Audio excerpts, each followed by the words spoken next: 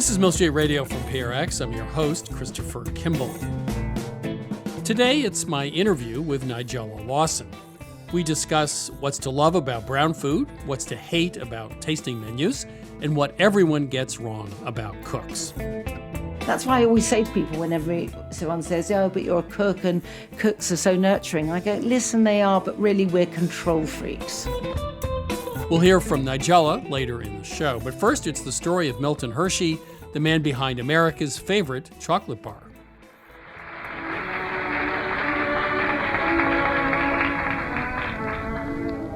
So, Milton S. Hershey, the builder of an ideal town, continues to build. Mr. Hershey, how many years have you been in the candy business? 60 years. Are you still active in the business? Indeed I am. You know, you must use an unbelievable amount of cocoa beans.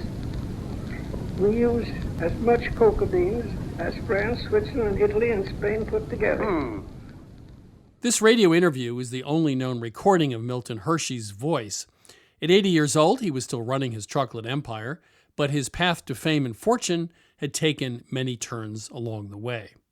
Joining me now to talk about his life is Amy Ziegler. She's the senior director at the Hershey Story Museum in Hershey, Pennsylvania. Amy, welcome to Milk Street. Thank you. Happy to be here. So this is the story of Milton Hershey, which turns out to be a much more interesting story than I guess I thought at the beginning.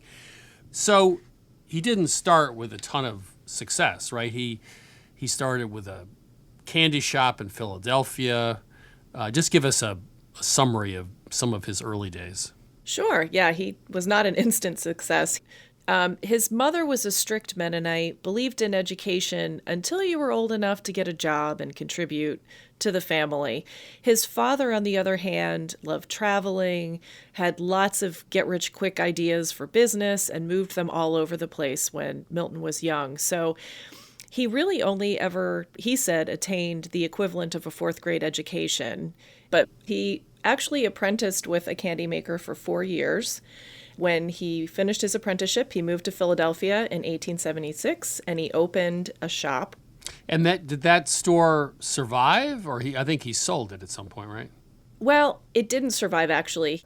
His father got Milton involved in a couple of business ideas that didn't pan out very well, and he ended up declaring bankruptcy 6 years after he got there. So he traveled around the United States, Chicago, New Orleans, ended up in New York City, and was also unsuccessful there. But he traveled to Denver between his Philadelphia and New York businesses, and that's where he learned how to make caramels. The person he studied with there was actually using fresh milk instead of paraffin wax, which was an unusual thing to do. So when Milton Hershey came back to Pennsylvania after his New York failure, he really started to focus on caramels, and that was sort of the beginning of him being able to get on his feet again.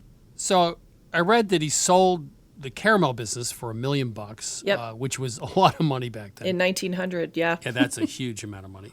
So he takes that money, and then he spends it in part on figuring out how to make great milk chocolate. And then he has a lineup, a catalog of over 100 items. Yes. And some of these are pretty cool. Tennis cigarettes, Zucca sticks, little containers shaped like mail pouches that went into a boxcar. Yeah. So they had a lot of really cool sort of specialty items, right? Yes, and a lot of those items, actually all of those items, were really not milk chocolate. They were dark chocolate, which is what people were doing at the time. So he was experimenting with making milk chocolate between 1893 and 1904. And the things that he did to really make chocolate available to the masses were he used less expensive cocoa beans and roasted them at a higher temperature, which improved the flavor. And he also used mass production techniques. So when people always compare him to Henry Ford, that's kind of where that comes in. And he also was a pretty good marketer considering he didn't use national media. He wrapped postcards inside chocolate bars that showed views of the factory and the community that he built around the factory and things like that. The early Willy Wonka. Exactly. Well, you mentioned communities. I think this is an interesting part of the story because some companies built their own model villages. I think actually the Kohler Company out in the Midwest near Milwaukee they also built a community. So the idea of a model community for your workers was something that Hershey was very much behind, right? Yes, industrial communities at the time that Milton Hershey was beginning to think about building Hershey, Pennsylvania, they were pretty common. And so places like Bournville in England, which was built by the Cadbury brothers, was a really great example of people who took good care of their workers and provided a lot of things for them outside of the workplace. Something like Pullman, Illinois, which was the community started by the man who created sleeper cars, was not a great place to live. And there's a good chance that Milton Hershey visited Pullman when he was at the Columbian Exposition in 1893, where he purchased his first chocolate making equipment. And so I think he really paid attention to what worked and what he didn't want to do when he was starting his own community. So let's dig into the details, because I think people will find this surprising. A men's club, a gymnasium, a pool, a library, a bowling alley, public meeting rooms. And there was also a newspaper, a golf course, a trolley system, a miniature railway, a man-made lake, and the zoo was the largest free private zoo in America. So this wasn't just, some housing and the company store. Every housing comfort of the 20th century for the workers. And the man behind it all? Milton S. Hershey. He built a model town, including this great community building with its library, gymnasium, playroom, solariums, and one of the most beautiful theaters in the land. So he goes to Cuba around the First World War, and what happens in Cuba? It's interesting how he ended up there. His wife passed away in 1915, so he and his mother decided kind of on a whim to go to Cuba. And he almost immediately fell in love with the island, started buying up sugar plantations, and then eventually built an entire community called Hershey, Cuba, which was very, very similar to Hershey, Pennsylvania. So if I went to Cuba today, would I see any of this? Does any of it survive? As far as I know, the Hershey sign is still hanging at the railroad station. The baseball diamond that was built in the community is still there, and kids still play on it every day. So it's there. People who live there still call it Hershey, Cuba, even though the name changed years ago. But I will say, two of my favorite days working at the Hershey Story were when two different families who grew up in Hershey, Cuba, came to visit us. One man hadn't taken a vacation in 15 years, and he came to Hershey, Pennsylvania, because he thought we were the only people who would appreciate Milton Hershey as much as he did. So what happens to him? He has a huge fortune, and then I think he gave it all away to a school or something at the end of his life? Yes. So he and his wife were unable to have children, and he always said it was his wife Kitty's idea that they start a school for orphans.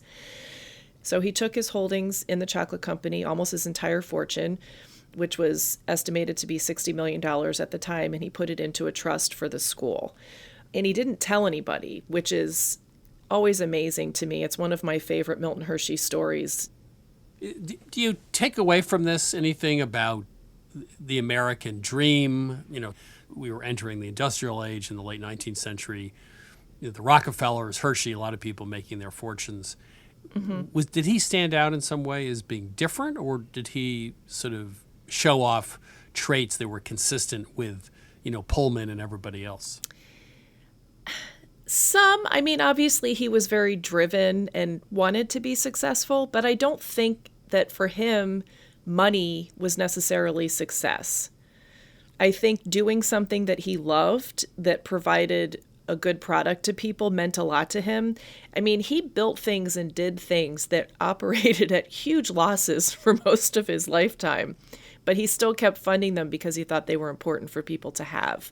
And I'm always struck when he was 21 years old, he wrote in someone's autograph book a quote that basically says, one is only happy in proportion as he makes others happy, and kind of goes on to talk about giving your things away to help other people. And he was really struggling financially at that time. So for him to be thinking that way at that time of his life, I think is really foretelling about how he was going to be later on. Amy, thank you so much. The story of Milton Hershey. Sure, you're very welcome. That was Amy Ziegler, Senior Director at the Hershey Story Museum. Now it's time to answer some of your baking questions with Cheryl Day. Cheryl is, of course, the owner of Back in the Day Bakery in Savannah, Georgia. She's also the author of Cheryl Day's Treasury of Southern Baking. So, Cheryl, I used to know or thought I used to know what to do for Valentine's Day. I don't know what to do anymore. Like now, I've been married, too long and too many kids, but I need advice here. What is it you would like Griff to do for you on Valentine's Day? Well, that's interesting. Normally, I want him to cook something delicious, and I'm happy with that. But for the first time, gosh, maybe ever, we're actually going to our favorite neighborhood restaurant. And I've told a lot of friends to go. I think it's going to be one big party. Well, that sounds great. And, with a group of couples that won't be necessarily at my table and I don't have to do the dishes. But kind of like a little group of folks are going to be hanging out at this one restaurant. And that's what we're doing this year. So instead of the two lovebirds at the dark table with a candle and the flowers, right. it's a party. It's like we're going to... It's going to be a party. All right. Okay, let's take a call. Yeah. Welcome to Milk Street. Who's calling? Hi, Cheryl. This is Louise Allen. Hi, Louise. Where are you calling from? Well, I'm actually down the street. I live in South Florida, but I started today a pastry arts program at Boston University. Wow, that is exciting. Well, how can we help you today? Growing up, there was a bakery in Coral Gables that we all loved. It was called Andalusia. Mm-hmm. And one of the things they made was called a chocolate melt-away. It was a round ring Danish, and it had pockets of pastry cream and pockets of some kind of a chocolate. And I tried to find the recipe online, and I haven't. And I've tried to recreate it without much success. So I'd love to know if you have any ideas. Well, first of all, it sounds absolutely delicious. Is it a traditional Danish recipe and then it has like a vanilla or chocolate pastry cream? I would say it is a typical traditional Danish, but it is in a ring, not in individual servings. So it would serve maybe 5, 6, 7 people. Oh, wow. And it had, I would say, looking back, that it was probably a traditional pastry cream and some kind of a chocolate custard maybe, or maybe even now that you say that, maybe even a chocolate pastry cream. Yeah, if it's a custard, it would be a chocolate. I'm just not sure how to get it like into the pockets. Yeah, I'm not familiar with this particular recipe. Chris, is that something you've heard of? The reason I've been so quiet is I have never had this. And I mean, I can imagine how you could make it, but... So let me just suggest, if you think to a pastry ring that maybe has a pocket of a strawberry jelly and maybe a pocket of an apricot jelly, it's kind of in that mold, but this one had pastry cream. What? Is it like a sort of a croissant-like interior that's very airy, or what's the inside like?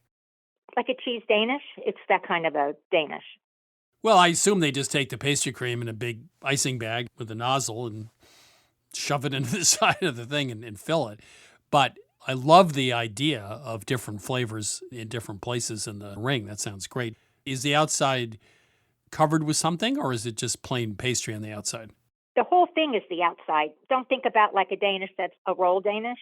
Right. It's a ring, and then it has these different pockets, if that makes sense. Would you cook it with the pastry cream in it, or would you add the pastry cream afterwards? After it's baked, you'd add the pastry cream with a big, a nozzle with on the end of a pastry ring bag. like that. Yeah, almost like how you would fill a donut afterwards, it sounds like. But it's not filled. It's on the top. Oh. It's not filled. Oh. So when you look at it, it's like the size of a cake. It feeds like 6, 7, 8 people, probably 8 to 10 inches across. And then it has these circles, maybe 3 inches around, of all the different fillings, either the fruit ones or this was a chocolate melt-away, probably a chocolate pastry cream and a regular pastry cream, and then swizzles of chocolate across the top. You said Andalusia Bakery, but when I was in Madrid a few years ago, they do have like a Christmas cake, is like a king cake. It's round. Mm-hmm. They do have a filling inside. They slice it and fill it, but the top is full of stuff. It feels a little like it's based on that Spanish cake, that king's cake. I wonder if it's related to that recipe, because in all the bakeries in Madrid, I was there in December, were just full of those cakes. I did find one bakery in the United States that advertises it, but they don't give out the recipe. But Louise, now that you're in pastry school, I wonder if you'll have the opportunity to crack this code. Well, I'm going to work on it. We will be making puff pastry. I know that. And so maybe I'll convince the class to give it a try. When you described it, I was going to say that you could, use a basic Danish dough and make it into all kinds of shapes and then bake it and fill it. But this is sounding like something different entirely. I've got to look this up. Louise, thank you so much. This is, I hate to say it, but food for thought. Thank you. Thank you both. Really appreciate it. Love the show. Take care. This is Mill Street Radio. If your cheesecake is cracked or your cookies just won't snap, give us a call anytime. That number is 855-426-9843. That's 855-426-9843. Or simply email us at questions@millstreetradio.com. Welcome to Milk Street. Who's calling? Hi, my name's Lindsay out of Waco, Texas. Hi, Lindsay. How are you? I'm excited to be here. So how can we help you today?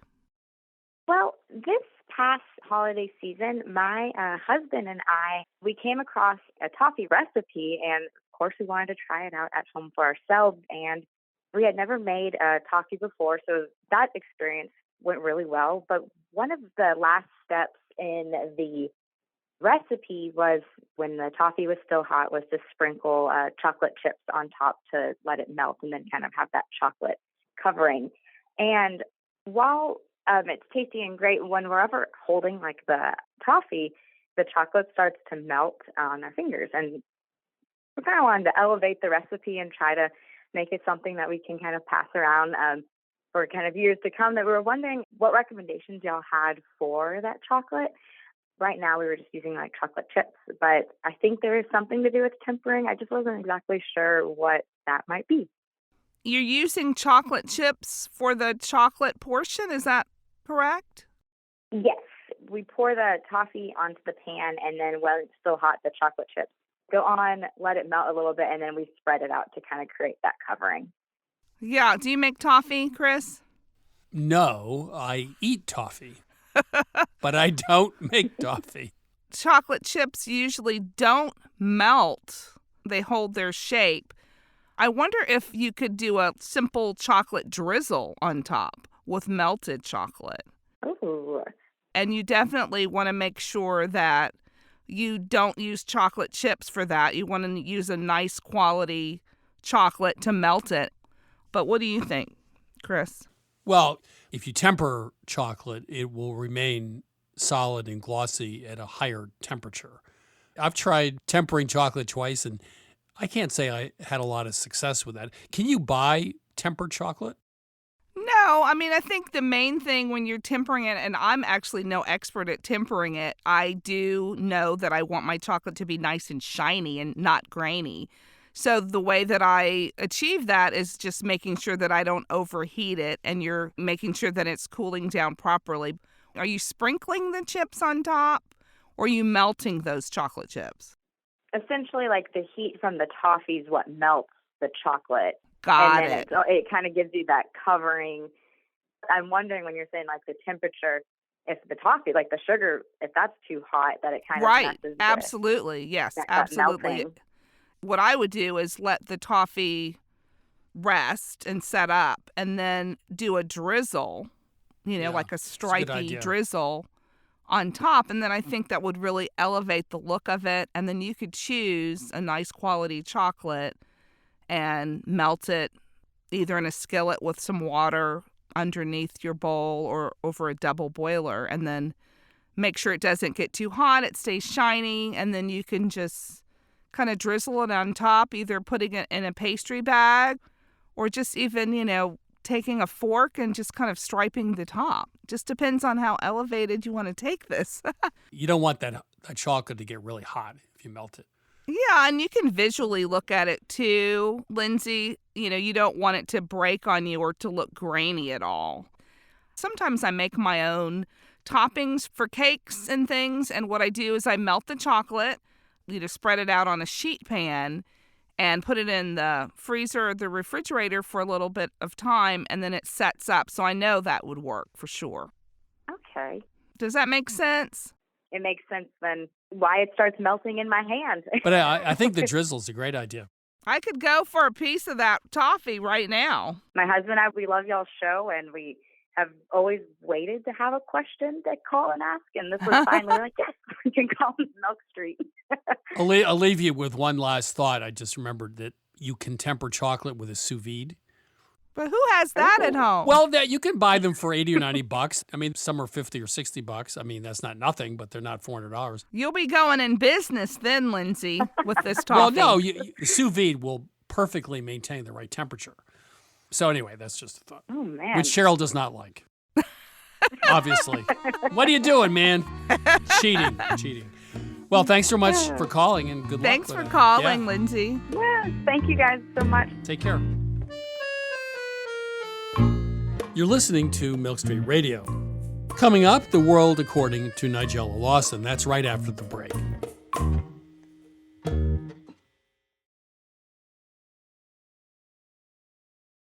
This is Milk Street Radio. I'm your host, Christopher Kimball. Right now, I'm joined by food writer and TV cook Nigella Lawson. Her latest book, published in the U.S. in 2021, is called Cook, Eat, Repeat: Ingredients, Recipes, and Stories. Nigella, welcome back to Milk Street. Thank you so much. It's lovely to be here. So we're going to talk a bit about your most recent book, Cook, Eat, Repeat. We have talked about it before on the show, and I told you how much I really love it. But you said something interesting in the book. You said a recipe, much like a novel, is a living collaboration between writer and reader, and in both cases, it is the reader who keeps it alive. Yes. I just love that notion of the reader keeping your work or my work alive. But don't you think that's so? I mean, a recipe can be written, a recipe can be printed, but it's really the recipes that are cooked and that are passed from family member to family member or just become part of people's lives. That is what keeps a recipe alive. A couple things also from your book. You don't apologize for brown food. I totally agree with that. Au contraire. Yeah, au contraire. Au contraire, mon frère. No, I love that. Yeah, I love it. I feel Instagram, while it's done many good things, has somewhat prioritized the pretty or the boldly colorful. You know, and pretty food is uplifting, as is color.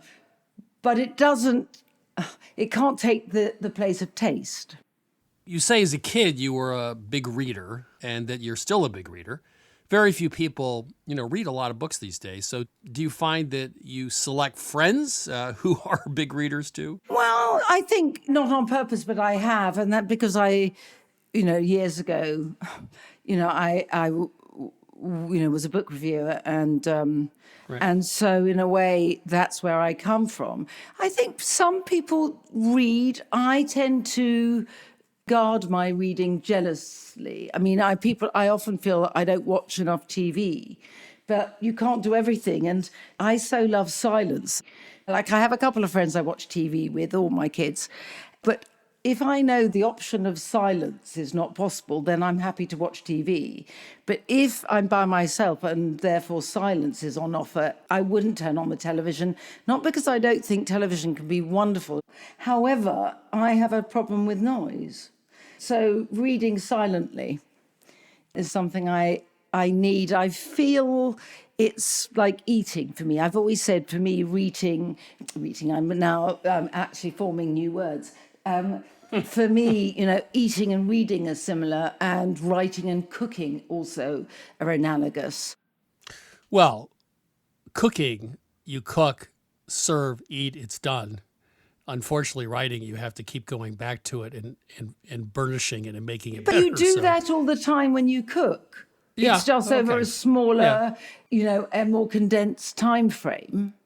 It's less painful, that's for sure. But on the other hand, all the cooking you do comes out of the cooking you've done previously and the eating you've done previously. So I suppose you edit without noticing it because you don't edit. And this is what really interests me about cooking. While I think food is very worthy of intellectual study, I think what is interesting is when you cook, you're You're not having thoughts. You have sensation instead. You have the feel of the dough in your fingers, or the smell of a cake in the oven, or the noise onions make as they fry, which is a different noise the more cooked they become. So you're having to live in a very different world. It's the realm of the senses.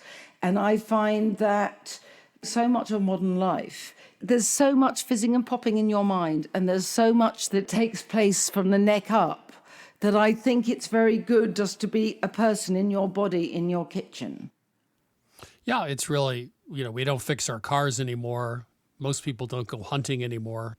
But cooking is the one thing that's sort of left. And that's why I'm quite protective of it. Yes, and also I'm very urban.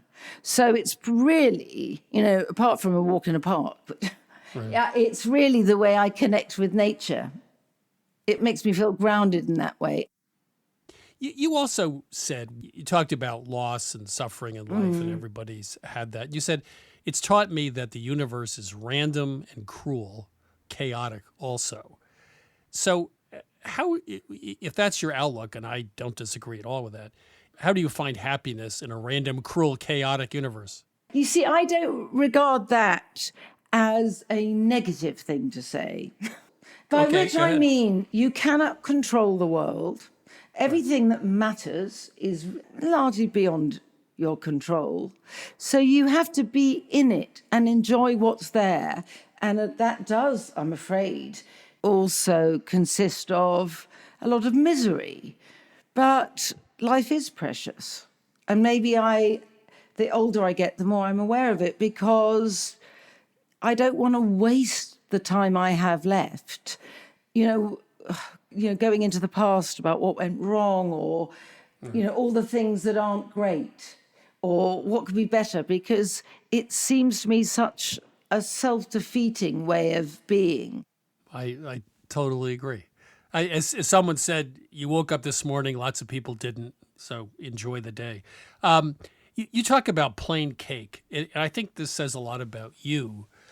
There's a modesty about a plain cake. It doesn't draw attention to itself or seek to impress.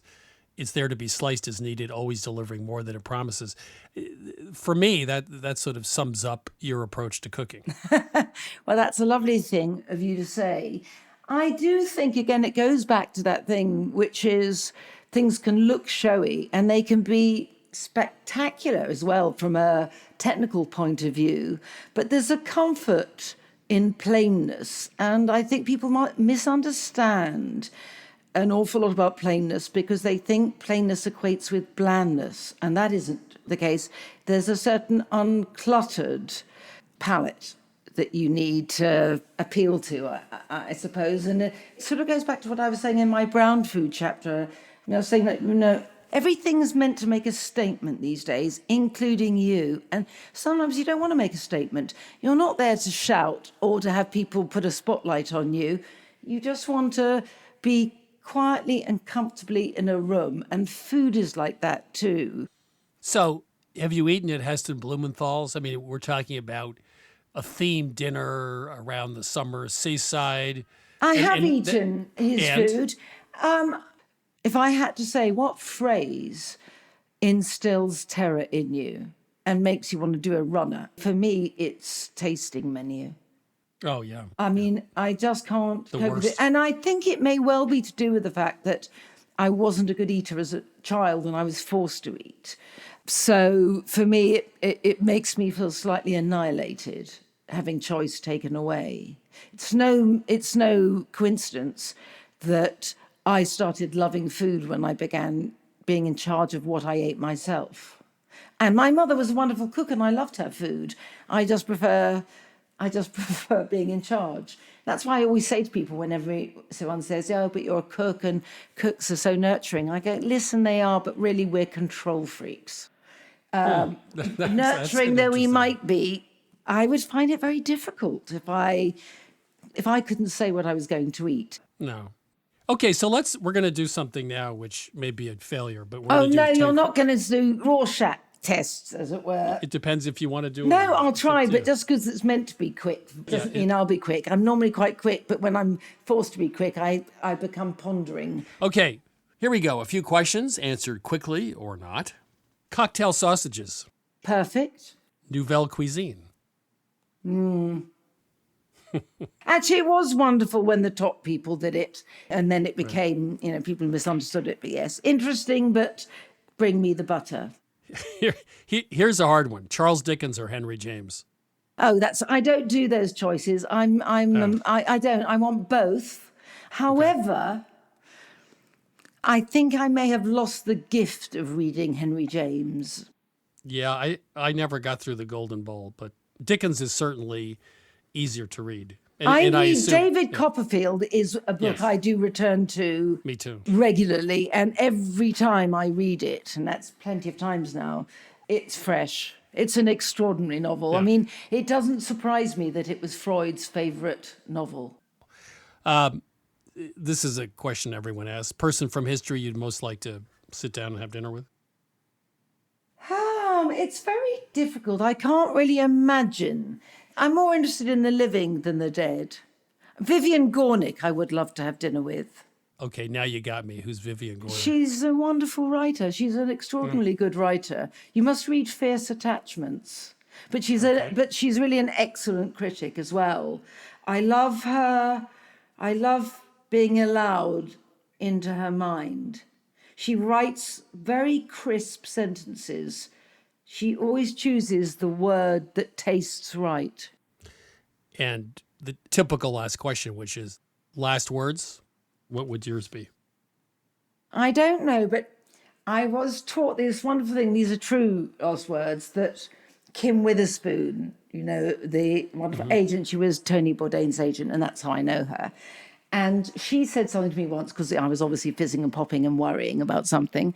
And she had gone into hospital to see the mother, elderly, I think she must have been about 90, a mother of a friend of hers, and she was dying. And at the very last thing, she kind of put her hands up and said, all that worry, and then died. And I think I say that to myself a lot, because, yes, don't make it all about the worry. In the end, things happen, they don't happen. Now, it's very hard to be that person and not to worry. I worry about everything. A bit of worry is good. And things, I feel that most things worth doing are frightening. However, those are the last words I find the most valuable. There's wisdom in those words. Yeah, I guess the problem is knowing something and then acting on it. Yeah, but I think you probably only really find out, as she did, on your deathbed. So you may as well just say, I'm just going to bimble along as I am. I won't get it. I won't understand it. No. I'm getting nearer. And then my last second, I'll go, oh, that's what it was about. That is, we all have that to look forward to. A revelation at the very last second.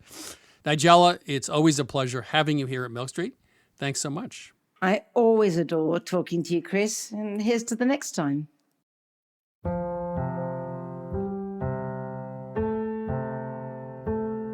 That was Nigella Lawson. Her most recent book is Cook, Eat, Repeat, Ingredients, Recipes, and Stories.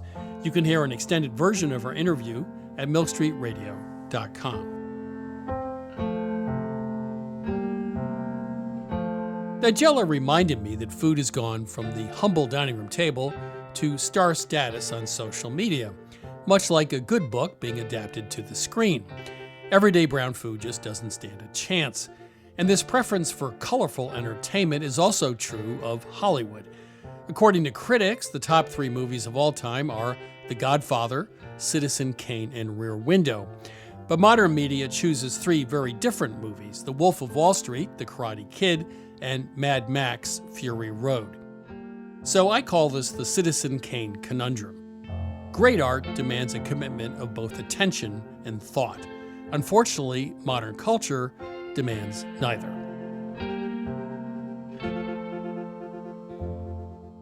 I'm Christopher Kimball, and you're listening to Milk Street Radio. Now let's chat with Lynn Clark about this week's recipe, Dark Chocolate Terrine with coffee and cardamom. Lynn, how are you? I'm doing well, Chris. I remember one of my first French dishes back, early 70s was, of course, chocolate mousse. Very popular dish for a long time. But, of course, I don't know why. Everything gets more complicated and more interesting in the culinary world. You can't leave good enough alone. So chocolate terrine with coffee and cardamom, similar to mousse, but fancier, right? And better, I would hope. Well, this is what I call a dirty little secret recipe because it's absolutely beautiful, so elegant. It looks like something that's kind of restaurant worthy, and it has a fancy French name. It's called Marquise au Chocolat. But the truth is, it's dead easy to make. You can bake it ahead, and you probably already have everything in your house to make this right now. That almost sounds too good to be true. It does, but luckily it's not. So it's just like a chocolate mousse. You would make a chocolate mousse, which we'll talk about a little bit in a second, and then you pour that into a loaf pan that's lined with plastic, put it in the fridge for several hours, then unmold it, and then slice it. It's kind of a contrast in that obviously it's dense enough to hold that shape, but when you take a bite of it, it's that light and airy texture of like the best chocolate mousse you've ever had. Yeah, the first time I tasted it in the kitchen, I was going like, oh, this is going to be, heavy, and it's going to be overwhelmingly chocolatey. And it was surprisingly light, actually. It's really nice and light. We're using 70% cocoa solids, bittersweet chocolate. You melt that with a little bit of butter. And our version has a bit of a more modern twist. So we're kind of drawing on the flavors of Turkish coffee. So we add a little bit of ground cardamom to this. And those kind of floral notes really balance the bitterness of the chocolate. And then we whisk together some sugar and egg yolks over a pot of water on the stovetop. And to that, we add half a cup of strong coffee. So coffee and chocolate are best friends already, but this version we have even just a little more coffee flavor to it. So again, kind of drawing off those really kind of more modern flavors of Turkish coffee. So this has to sit overnight to set up, or just a couple hours? Can you make it on the same day? You can make it on the same day. It has to sit for 6 hours. But what's really great about this is that typically you would use egg whites to lighten a chocolate mousse, but instead we're using whipped cream. So we whip the cream and fold that into that base mixture of eggs and chocolate. And what that does is it's significantly more stable, so it can sit for up to 3 days. So you can make this 3 days ahead, bring it out to the table, dust it with some cocoa powder, some chocolate shavings on top, slice it for your company, and you look like this superhero who made this really fancy French dessert. But the truth is, it was super easy to put together. Yeah, in my household, the next day I'd go looking for it and it would be gone. and no one will admit they got up at 2 a.m. to finish it off. Lynn, thank you. An upgrade to chocolate mousse, dark chocolate terrine with coffee and cardamom. Not hard to make it ahead, and it's super light and delicious. Thank you. You're welcome. You can get the recipe for dark chocolate terrine with coffee and cardamom at milkstreetradio.com.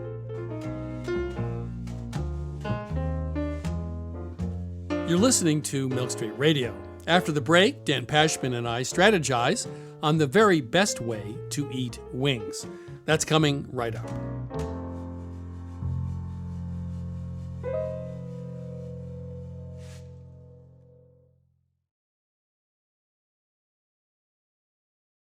You're listening to Milk Street Radio. Right now, Cheryl Day and I will be answering a few more of your baking questions. Welcome to Milk Street. Who's calling? Hi, this is Chelsea Bremsky from Hamilton, Ohio. Hi, Chelsea. How can we help you today? My dad's favorite cake for his birthday is Jell-O cake. And my aunt used to make it for him, but since has stopped doing that. And so I just took it upon myself to, give him something that he really enjoys.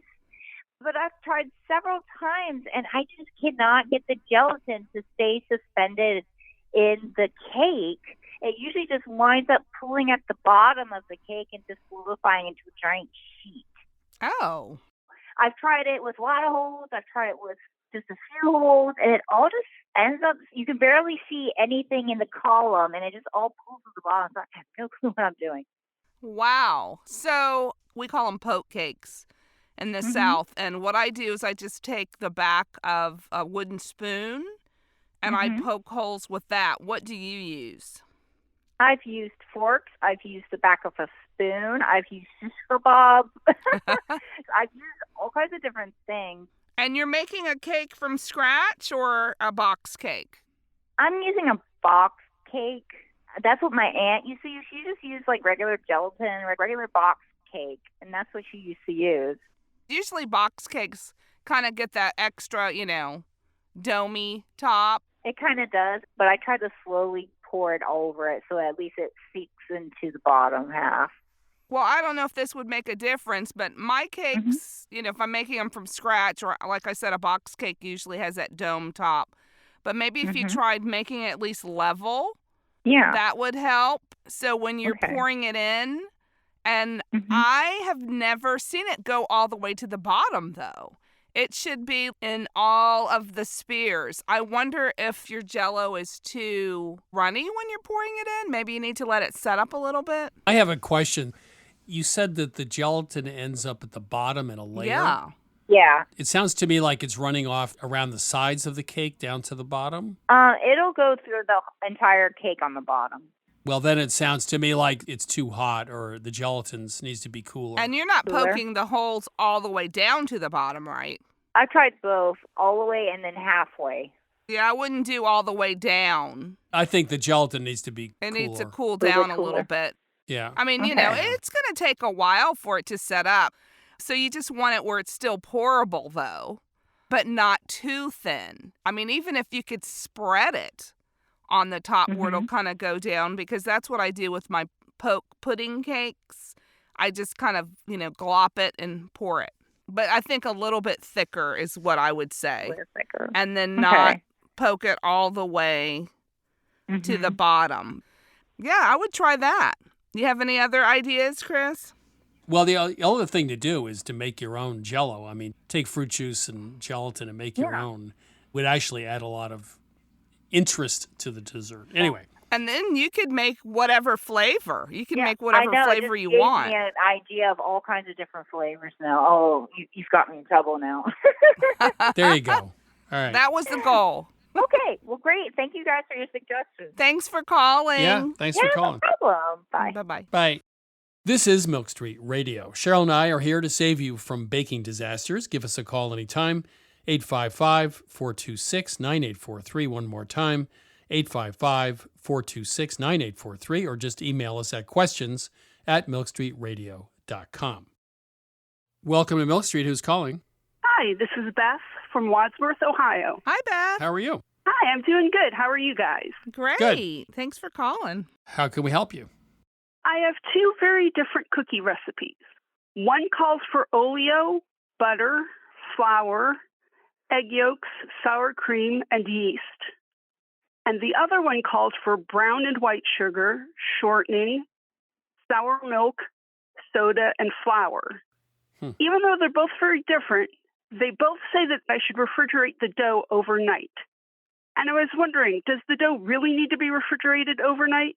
Yes. The one with yeast, it's a cold ferment, which means it'll slowly do its magic in the fridge. And that will also develop some flavor and you'll get the right texture. The other one is just baking soda. You could go ahead, but if you chill the dough, obviously it's easier to work with. If you chill the dough overnight, it'll probably end up being chewier and it'll concentrate flavors because it dehydrates a bit. But it's easier to work with is the easy answer. And the yeast one probably needs to do that just to develop the yeast over time. Cheryl? Well, so the answer is yes, I guess, and no.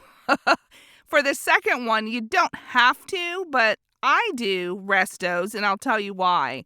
I've gotten into long conversations with other baker friends. One of my friends has a bakery, Nicole Rucker in Los Angeles. All she makes is cookies and pies, or mostly that. And we've had long conversation about what that resting period does with the dough. And basically, you're allowing the gluten to relax and the flavors to marry, even in a cookie. Something as simple as a cookie, believe it or not.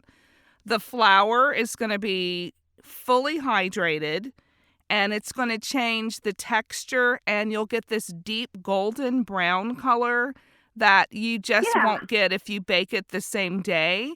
because everything is just, it's what we call an aged cookie dough, has more complex flavor from resting it overnight. That's good to know. Thanks, you guys. You're so welcome. Thank you for calling. Thank you. Yep, love the show. Bye-bye. You're listening to Milk Street Radio. Next up, let's hear from our friend, Dan Pashman. Dan, how are you? I'm doing well, Chris. I'm getting psyched up for the Super Bowl. Are you psyched? No. I'll probably check in like just before halftime just to see what's going on. No. If the Patriots are playing, I would definitely watch. Absolutely. All right. Well, look, I think it's a great day. It's a fun day to gather together. Even if you don't like football, the commercials are fun and the food is good, okay? Yeah. Let me tell you something, Chris. Do you know, go ahead and guess, how many wings do you think Americans will consume on Super Bowl Sunday? 42 million. Not even close. More? Really? Yes. How many? 1.6 billion. No. Yes. Really? 1.6 billion wings. But I don't think most of those wings will be eaten correctly. Oh, no. Here we go. First of all, people need to understand that wings are a sort of distant cousin in the fried chicken family. I agree. And that means that when it comes out of the fryer, it's crispy.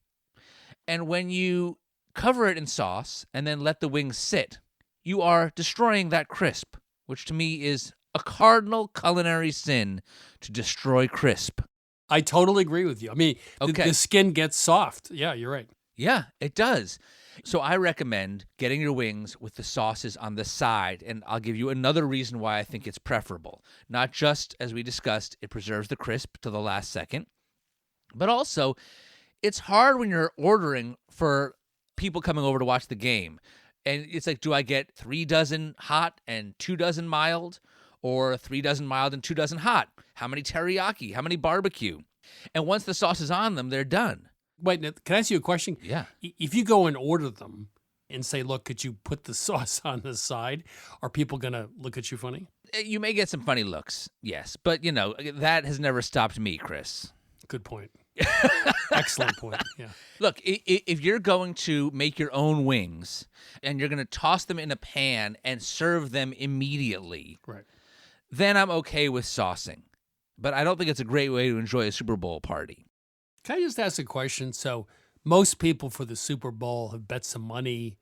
They're actually interested in the outcome of the game. Are you focused on the wing issue here, or do you get over that? It depends a little bit on who's playing. I'm a New York Giants fan, so if the Giants were playing, I wouldn't be thinking at all about the food. Good. But I will say that I don't eat wings that often. And so when I eat them, I want them to be very delicious. One more question for you, Chris. Yeah. When you make wings or order wings, there's 2 options. There's the little mini drumsticks. Then there's the piece that's called the flat. That's the one with the 2 parallel bones inside. Which do you prefer? Drumstick. Why? Because the problem with the 2 bones is the meat in between the bones. I mean, you have to kind of like stick your tongue through it or something. It's kind of hard to get that out sometimes. I mean, they have good meat on them, though. But Chris, we were so close to getting through this segment and Lord. ending in full agreement. What a shame. Because because it's meatier, right? Is that why you like it? The flat has a higher meat to bone ratio and a higher fat to meat ratio, which means not only is there more meat, but it's more tender meat.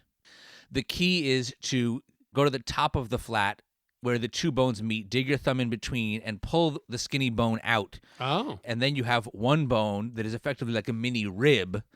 It's one bone with all of the most tender, most juicy meat around it. It is a little bit more work, but I think well worth it. Dan Pashman, I think you finally changed my life.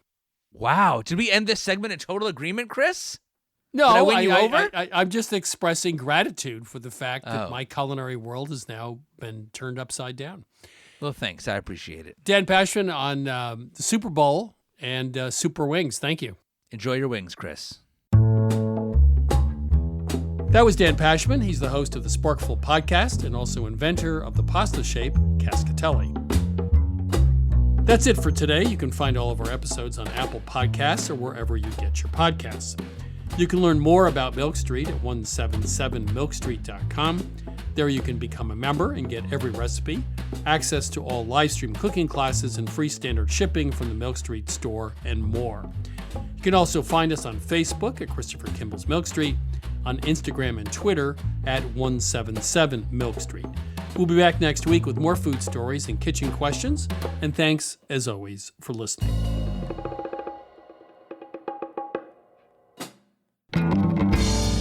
Christopher Kimball's Milk Street Radio is produced by Milk Street in association with GBH. Co-founder Melissa Baldino. Executive producer Annie Sensabaugh. Senior editor Melissa Allison. Producer Sarah Clapp. Associate producer Caroline Davis, with production help from Debbie Paddock. Additional editing by Sydney Lewis. Audio mixing by Jay Allison at Atlantic Public Media in Woods Hole, Massachusetts. Theme music by Chubop Crew. Additional music by George Brindle Egloff.